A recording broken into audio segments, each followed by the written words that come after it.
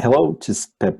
I'm Pep Canadell. I'm based at CSRO in Canberra, and I'm one of the coordinating lead authors of Working Group 1 in Chapter 5. So I'll be bringing a few highlight topics that are kind of mostly related to some of the biochemistry that goes through a number of chapters in Working Group 1. And perhaps the first thing that I would like to bring up is some of the paleo context. A lot of new information has come up since last IPCC Era 5, in which has helped us to bring context to the current anthropogenic perturbation of the carbon cycle as the main driver of human-induced climate change. So this is a whole going back to 400 million years ago. But I think that the most important thing has been the fact that it's highlighting more and more the unique and how exceptional and unprecedented this increase in the CO2 concentrations in the atmosphere has been, certainly in the last 50 million years. What I think has been even more important, because to a large extent we know this thing already before, has been the growth rates at which CO2 has actually accumulated in the atmosphere, or it's being accumulated in the atmosphere now contemporarily, are even more unprecedented than anything that we have been able to measure in the paleo record. Specifically, current growth rates are at least 10 times faster than anything that has been recorded in paleo in the last 50 million years. There's a lot of discussion about, how we can actually use this information to understand potential impacts into the future, and also the fact that, of course, the contemporary measurements are really high resolution, and the paleo older measurements are of low resolution. So they're care that needs to be taken in interpreting this data. If we just move really into what's happening now with these emissions, the Working Group 1 certainly goes through all greenhouse gases and forcings, but there is a major dive into the three top greenhouse gases, CO2, CH4, and N2O. I think that nothing has changed differently from previous assessments, insofar that these three main greenhouse gases trends continue to go up unabated, and basically at growth rates which have accelerated more for some of the gases more than other gases. We spent a lot of time trying to understand the right panel on methane, where we had a slowdown and almost a stabilization of the growth in methane concentrations for a number of years in the 2000s. As I said, this had resumed, and more what we think is that in the big scheme of things, if we were to be able to zoom out from this middle graph into the last 100 years, basically we'll see that methane has continued to grow. There was a bit of a blip of a stabilization. We understand half of it. We don't understand full of it, and particularly to what extent there was a component, an anthropogenic component of mitigation. We do know that there was a natural component, mostly related perhaps to the destruction of methane, what we call the atmospheric sink of methane. But the important thing is that the trends that we had prior to that stabilization and the trends we see now are not that dramatically different, and that both components of fossil fuels and components of agriculture are driving that increase. The Working Group 1 put a lot of emphasis, and has put a lot of emphasis for many decades now, in what we call the budgets. Traditionally, it was the budget, carbon budget, mostly CO2, but now we do the budgets of methane and N2O as well, at large and great extent. So these are the budgets actually that come from the Global Carbon Project. These are budgets which are very comprehensive, are ongoing for the last, more than 10 years, and there are hundreds of people involved, so that IPCC basically takes those assessments and see, what else needs to add to it.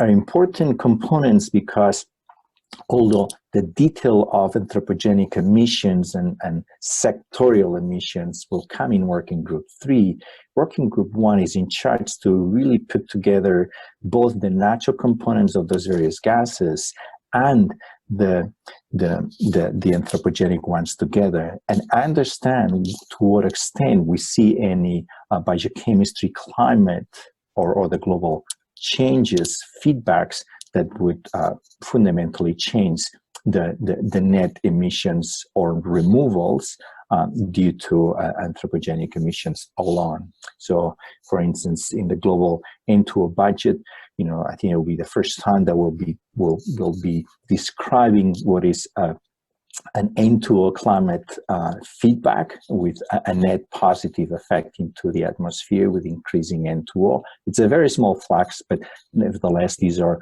the fluxes that Working Group 1 needs to really look carefully. And likewise, if we look at the global methane budget, we know that it is dominated, of course, the anthropogenic perturbation by agriculture and waste and fossil fuels. But again, we compare then with the wetlands, which is a really important contribution at almost as big as the whole agricultural, with very much bigger uncertainties, which it's where so much of the work in the assessment goes, in trying to really narrow those uncertainties, so we have an increased confidence on the contribution of anthropogenic emissions, which usually come from bottom-up inventory data. I couldn't quite refrain from actually putting this slide here. It's not Working Group 1, and it will not be there. Perhaps Working Group 3 may have a dive into the impact of global economic crisis into the global CO2 emissions. We've done this work in the past as part of our own carbon budgeting work that we do here at SARO and globally with the Global Carbon Project. And at this point, we can already actually tell that given the changes in the prediction of the global domestic product, GDP, that has been done by the International Monetary Fund and the OECD, we can already say that most likely, if not almost for sure, we're going to see a decline of global emissions this 2020. Last year was a year where we saw very little growth. Some estimates showed almost no growth of CO2 fossil fuel emissions, but with the revised down projections of GDP for this year, it's almost guaranteed that we'll see either a very small or a more significant, as much as 1% or more decline in the emissions. So we get constantly asked about, are we tracking the worst case scenario with these global CO2 emissions? And so what I show here is on the left, the RCP family of the scenarios, and on the right, the SSP scenarios, which David Corley has already explained into more detail. And so I think it's important to realize that when we move from one set of scenarios into a new set of scenarios, we readjust the departing point to where the real emissions are. And so if we look at the RCP on the left, we were tracking with emissions the higher, hotter scenarios.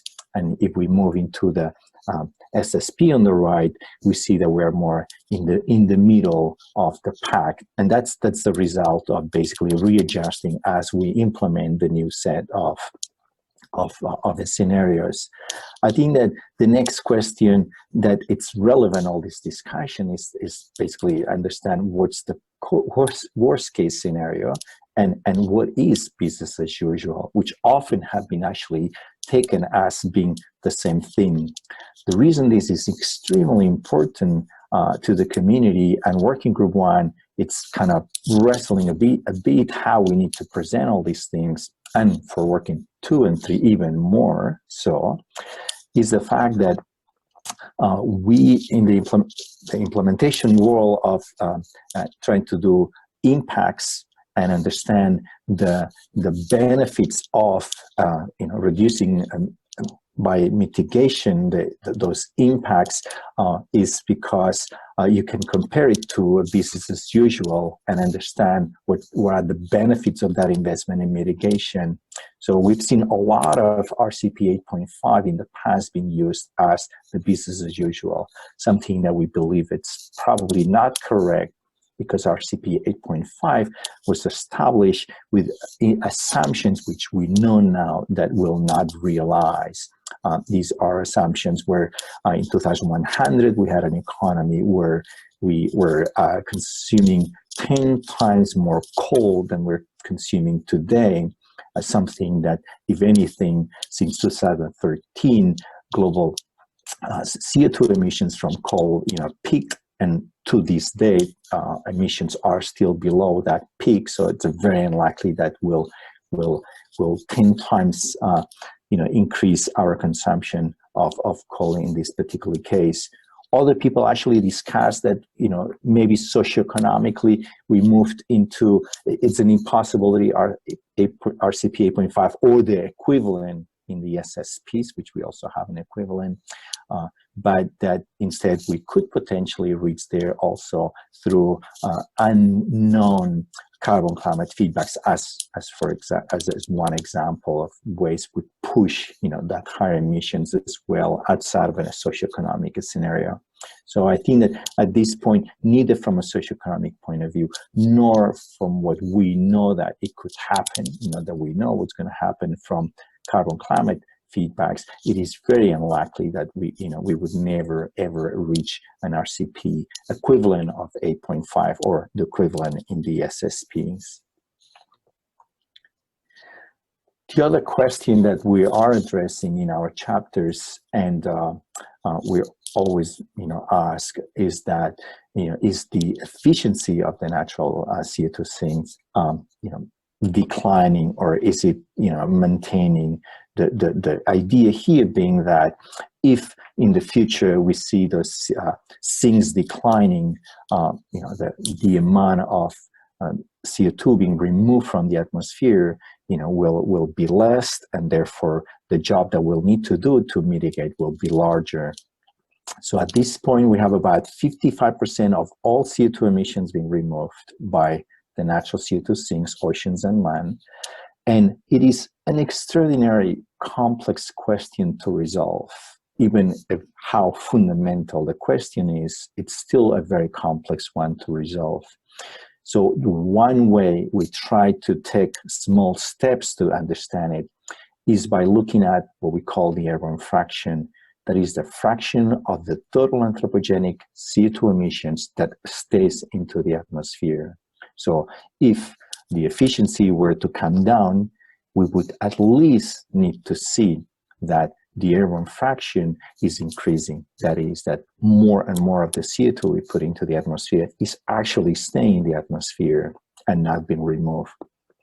Now, at this point, with the high resolution data we have from 1958, we can go farther back, but really, the high resolution data, it is, over the last 60 years only. So we cannot say that the airborne fraction has changed, and that whatever that airborne fraction tells us of the efficiency of the natural CO2 sinks, we would say to that extent that we haven't seen much of a change. As I said, it's much more complex, and in our chapter, we'll go into more details to see that there are other ways to measure this efficiency, which begins to tell us that there's a decline of the efficiency. And certainly in the oceans and oceans warming, we know that clearly the oceans are taking less CO2 proportionally that what they could take had not been for the warming that they see. So here what we see is that both the land sink on the right and the ocean sink on the right have continued to increase over the last 60 years. We have always known, and we continue to assess this, that the land sink, it's very variable. It has a lot of ups and downs. And that's where, you know, the concern of future carbon climate feedbacks has always come from. And that is, those wiggles are largely responses to annual and interannual climate variability, you know, showing that the overall sink, it is very sensitive to changes in the climate, and therefore, you know, the expectations that will change in the future. Now, as long as CO2 concentrations continue to accumulate, there's no reason to think that there will be not an increase of the land sink or an increase of the ocean sink. Yes, in both cases, there'll be a slowdown at the speed at which, you know, CO2 concentrations are removed, and depending on the trajectories of CO2 emissions that we have into the future, whether we follow a much more carbon intense path or a low carbon intense path, we'll see very different behavior of the natural CO2 sinks. And that it will include, of course, a rapid decline of those sinks as we rapidly decline CO2 emissions in a scenario which would take us to, for instance, the targets of the Paris Agreement of well below 2 degrees. Now, all these are built into the modeling capability that we are now utilizing to look at the future of the sinks and the remaining carbon budget or any of the pathways to decarbonization that will come in Working Group 3. So the Working Group 1, again, also puts a lot of work into, you know, getting better constraints to some of the biochemical climate feedbacks, or generically understand as carbon climate feedbacks, both in the past and, of course, in the future, with the model capability and assessing to what extent we believe that our modern capability is able to capture, you know, some of the known or potential carbon climate feedbacks. So here in this figure, it's a figure straight from last assessment. Of course, we'll have a figure very similar to this one with all the new data that has been produced over the past 6 years. And so, you know, starting from the top, you know, land carbon responses to CO2, that's the CO2 fertilization effect. You know, I think that there's a huge spread within, you know, our estimates. That we have better estimates and newer estimates, which perhaps begin to constrain a little better, you know, what we think is this negative carbon feedback. So all the blue bars are negative feedback, so that helps to reduce and slow down climate change, and all the red bars are positive carbon climate feedbacks, which increase the speed of climate change. So the one that we have spent quite a bit of time is in the permafrost CO2, and permafrost CO2 being always treated as a bit of a wild card. We have driven into a lot some of the new data, both paleo record data, looking at the potential impact of permafrost melting during the glacial and interglacial periods, and also a lot of the work and data and modeling that is focusing on the contemporary evolution of the permafrost. And I think that to the extent that the data is telling us, we understand that we don't think the permafrost CO2, or for this matter, permafrost methane, will be a wild card as it has been portrayed sometimes, certainly in the media. So we know that permafrost CO2 and methane will increase and will be a positive feedback. We believe to the extent we have already a large modeling capability, not fully prepared to do permafrost, some of them yes, but that the larger uncertainty that we have from the processes in the models that they do some work, it shows that we're not necessarily expecting a much bigger flow of CO2 into the atmosphere that we're not already accounting now. And not information is pointing towards what could potentially be an abrupt change. Defining an abrupt change, something that would really move away the trend that we have now within the next 100 years. we understand permafrost over many hundreds to millennia can actually have perhaps more rapid changes, but nothing that we would expect to see, this coming 100 years. We have also looked a little more, and related to my previous slide, to the issue of tipping points and abrupt changes, which can lead to runaway climate or thresholds, non-linearities.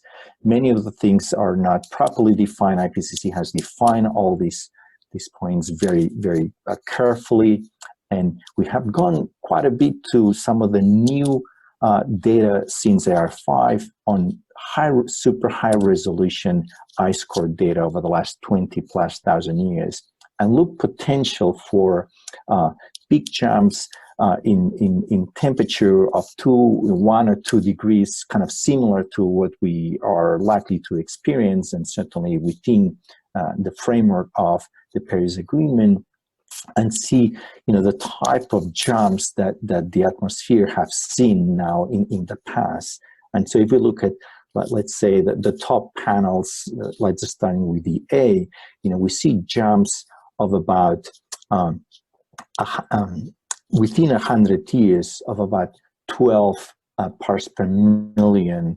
Others, we jump a little more than 12, 13. So anyway, a range of 10 to 15 parts per million, anywhere jumping between 100 and 200 years. So overall, we see relatively small jumps. And again, this doesn't cover everything that has happened in the past, but these are transition times where permafrost melted very quickly, and it was uncovered from the ice that kind of completely blocked any emissions. And so, we don't necessarily see, with whatever is available in the literature, with these new high-resolution data sets, which are very important, and they bring new insights, we don't see like very large changes in relatively small years. 12 parts per million, we're growing about 2 to 3 parts per million per year, just to put things in perspective. So that's not necessarily a big jump, and this would be over 100 or 200 years. So we do see bigger jumps of parts per millions of CO2, but over a millennia. So nothing that we could necessarily, from the data available, interpret that may happen into the future.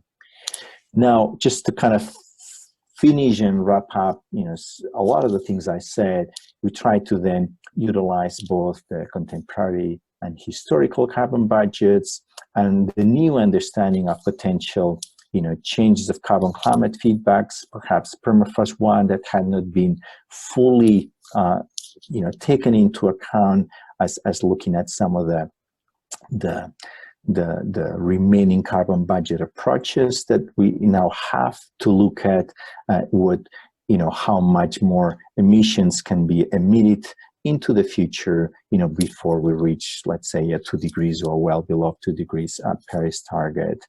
So this is the classic figure of cumulative carbon dioxide emissions in the horizontal axis and the temperature change in the